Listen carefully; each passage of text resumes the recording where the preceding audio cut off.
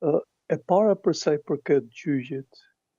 Gjyqi ka vite që po zgjat dhe ju e dini që fillimisht është ngritur me një naracion mbi rezolutën e Dikmartit.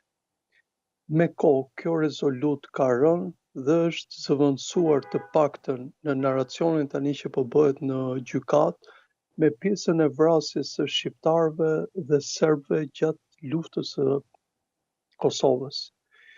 Përpjekja tashmë e institucioneve që kanë lidhje me UÇK-n bëhet që të ketë një lloj sensibilizimi më të madh që organet të cilat po i gjykojnë, nuk kemi ne tim, tani jemi në gjykim dhe është radha e dëshmitarëve e dëshmitarëve të njerëzve të akuzuar, të cilët po mundohen të tregojnë versionin e njerëzve të UÇK-s dhe të mbrojnë version e njerëzve të UÇK-s. Dhe deri tani, përplasja shumë e madhe ka qenë ajo që në një farë mënyrë ka shkundur mjedisin në Kosovë.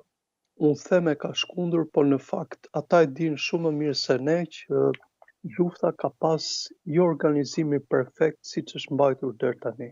Ju e dini që mbas luftës është ngritur një, të themi, gati në karakter legjende, pjesa e luftës, pjesa e organizimit e të tjera dhe të tjera. Në fakt, ajo që po mbrohet dhe ajo të paktën që tha zoti Rubin, që ishte dëshmitari i parë potent i personave të akuzuar, ishte që kjo luftë ka qenë e pa organizuar për sa i përket një komande qendrore, dhe zoti Thaçi, i cili ju e dini, gjithë simbolika e Hagës lidhet me figurën e tij, paçka dhe personazhet e tjerë kanë rëndësinë e tyre, po jo si zoti Thaçi.